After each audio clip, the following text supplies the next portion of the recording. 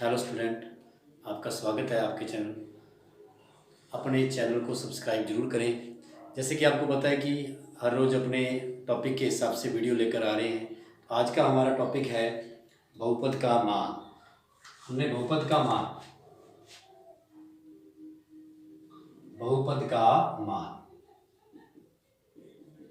यदि x का मान दे रखा हो तो बहुपद का मान निकालना है। हमें x का मान दिया हो तो सबसे पहले हम एक बहुपद लेते हैं। यहाँ एक सवाल लेते हैं जिसमें है 5x माइनस 4x की स्क्वायर। जैसे हमने एक सवाल लिया यहाँ पे 5x माइनस 4x की स्क्वायर, 5x माइनस 4x की स्क्वायर और प्लस में है 3। इसके लिए x का मान दिया हुआ है उन्होंने, लेकिन सबसे पहले x क्या है इसमें बहुपद, मतलब दो से अधिक जब पद होते हैं तो उनको बहुपद बोला जाता है उस समीकरण को।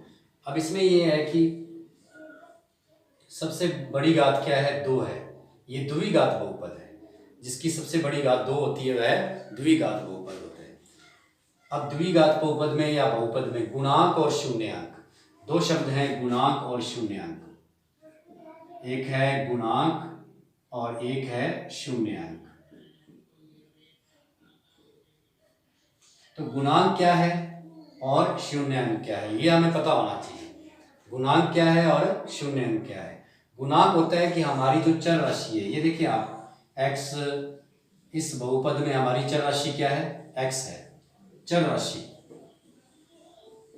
इस बहुपद में चर राशि क्या है, x। चर राशि है x। कितनी चर राशि है, सिर्फ एक ही चर राशि है x। अगर यहाँ y होता, यहाँ x है, तो कितनी चर राशियां होती, 2। अब इस सवाल में या इस बहुपद में हमारे पास एक ही चर राशि है, चर राशि।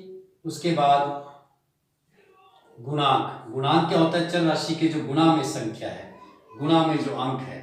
जैसे x का गुणांक क्या होगा, देखो आप x का गुणांक क्या होगा, 5।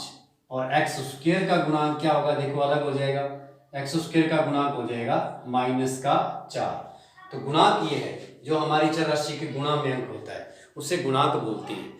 और शून्य अंक क्या है, शून्य अंक हमारी बहुपद में जो x का मान होता है, x के जो गुणा में है, मतलब चर राशि के जो गुणा में है वो गुणांक है, और जो चर राशि का अनुस्वर होता है, उत्तर होता है, वो शून्य अंक होता है।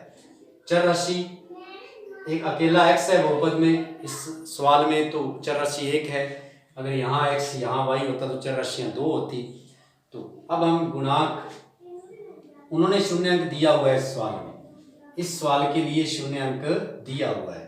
तो जैसे कि x का मान दे रखा है उन्होंने, x का जो उत्तर होता है, आंसर होता है, उसे शून्य अंक बोलते हैं। इस सवाल में शून्य अंक दिया हुआ है उन्होंने, x का मान 0 दे रखा है, x का मान दिया हुआ है 0। x का मान 0 है तो मान ज्ञात करना है हमने। जब इस प्रकार से x का मान दे रखा है तो मान निकालना है, तो हम क्या करेंगे, सिर्फ इतना सा काम करना है हमने। हल में x के गुणा में उसका मान लगाना है, तो 5 इंटू x है, तो x की जगह पे उसका मान रखना है हमने। क्या है मान, 0 लगा दिया। फिर आगे x की जगह पे क्या है, 0 रख दिया। फिर 3 आ गया। अब इस प्रकार से 5 का गुणा 0 से करेंगे तो क्या हो जाएगा, 0। 0 की स्क्वायर क्या होती है, 0 प्लस 3। उसके बाद 0 माइनस क्या हो जाएगा, 0 प्लस 3। अब इसका कोई मतलब नहीं है, तो इसका मतलब मान क्या आ गया, बहुपद का 3 आ गया। जब x का मान 0 दिया था तो क्या आंसर आया, इसका 3 आया। अब यदि x का मान लीजिए आप, यदि x का मान दिया हो 2 दिया हुआ है, तो इसका मान क्या होगा। तो हम इसमें ध्यान दें, 5 इंटू एक्स की जगह पे हम क्या रख देंगे, 2 रख देंगे। -4 इंटू एक्स की जगह पे क्या है, 2। x की मान क्या है 2 है, ऊपर आ गया स्क्वायर प्लस 3, फिर ये आ गया हमारे पास 5 को 2 से करेंगे 10 माइनस 4 इंटू 2 की स्क्वायर क्या होती है 4 प्लस 3। अब आप देखिए प्लस वाली संख्या जुड़ जाएगी, 10 और 3 क्या हो जाएंगे 13, 4 को 4 से करेंगे तो 16, तो मान क्या आ गया माइनस का 3। अब यहाँ मान आ गया माइनस का 3। तो इस प्रकार से हम किसी भी बहुपद का मान ज्ञात कर सकते हैं यदि x का मान मतलब शून्य अंक, ये जो चर राशि होती है हमारे सवाल में बहुपद में, अगर उसका मान दिया मतलब फिर ये होता है शून्य अंक। हमारे बहुपद का क्या है ये शून्य अंक, तो ये हमारे बहुपद का शून्य अंक है। जैसे हमारे पास ये सवाल है बहुपद है, तो बहुपद में इस बहुपद में 2 मान रख के देखने हैं y की जगह पे 0 लगाना है, फिर y की जगह पे 2 रखना है। इसी प्रकार से ये जो बहुपद है इसमें x का मान 1 रखना है और 2 रखना है। तो सबसे पहले हम y का मान 0 रखने पर, y का मान 0 रखने पर, तो y का मान 0 रखते हैं, तो y की जगह हमने 0 लगा दिया, 0 की स्क्वायर माइनस फिर 0 प्लस 1, 0 की स्क्वायर 0 होगी माइनस 0 प्लस 1, तो ये 0 तो अब यहाँ क्या आ गया 1। इस प्रकार से यदि 0 रखते हैं तो इसका मान क्या आता है 1 आता है। अब y का मान, अब हम y का मान 2 रखने पर, y का मान 2 रखते हैं, तो 2 रखेंगे तो y की जगह क्या आ गया 2, स्क्वायर है y की माइनस 2 प्लस 1, 2 की स्क्वायर 4 माइनस 2 प्लस 1 है, प्लस वाली संख्या जोड़ देंगे 4 और 1 जुड़ जाएगा तो क्या आएगा 5 माइनस 2, तो आंसर क्या आ जाएगा 3। इस प्रकार से मान आएगा 3। अब कोई भी जैसे ये चर राशि का मान दिया हो बहुपद में रखेंगे तो बहुपद का मान आ जाएगा। इसी प्रकार अब हमने दूसरे सवाल में पहले x का मान क्या रखना है, चर पद इसमें क्या है x है, x का मान पहले क्या रखना है 1 रखना है,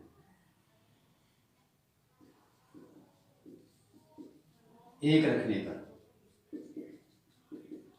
x का मान 1 रखते हैं हम, x की जगह आ जाएगा 1 माइनस 1, फिर आगे x की जगह 1 प्लस 1, 1 को 1 में से 1 जाएगा तो क्या आएगा 0 इंटू 1 और 1 क्या हो गया 2, तो 2 का गुना 0 से करेंगे तो क्या आएगा 0 आएगा।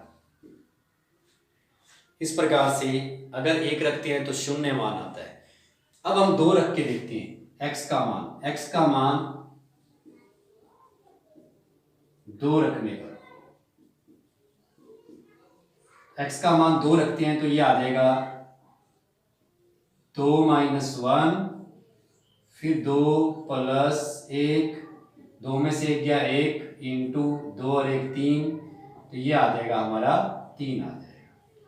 इस प्रकार से कोई भी हम बहुपद का मान निकाल सकते हैं यदि x का मान या उस बहुपद के चर का मान दिया हो तो हम कोई भी बहुपद का मान ज्ञात कर सकते हैं।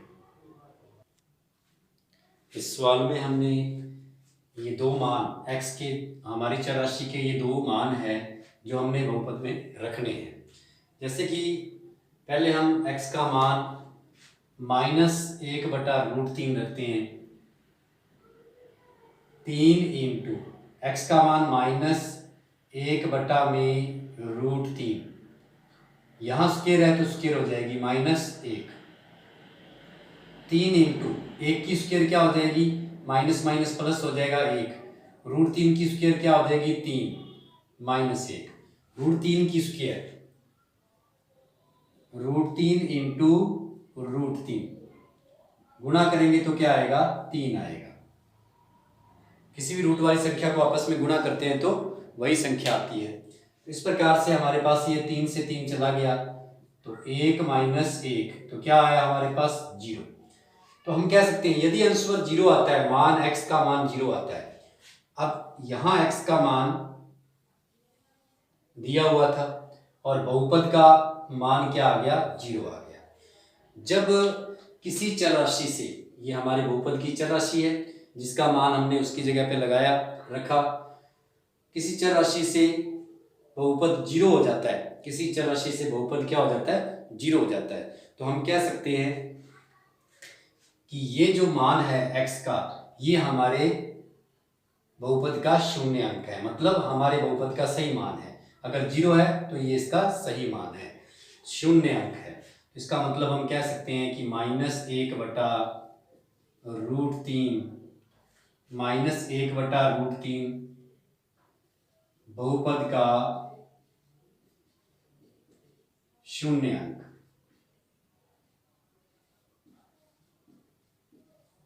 शून्य अंक है। ये बहुपद का क्या है, शून्य अंक है।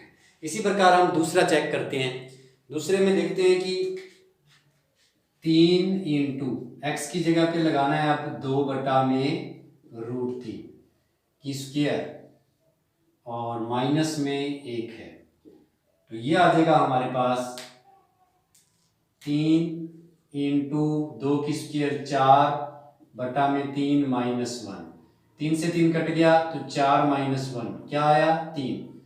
अब इसमें शून्य नहीं आया, शून्य नहीं आया तो इसका मतलब हमारे x का जो, हमारे बहुपद में जो x है चर राशि, उसका मान ये नहीं हो सकता क्योंकि इसका शून्य नहीं आया। तो इसका मतलब हम लिख देंगे 2/√3 बहुपद का शून्य अंक नहीं, बहुपद का शून्य अंक नहीं है। तो इस प्रकार से हम जांच कर सकते हैं किसी भी सवाल की बहुपद का शून्य अंक है या नहीं है। इस प्रकार से अभी हम रिवीजन में ये सवाल करेंगे।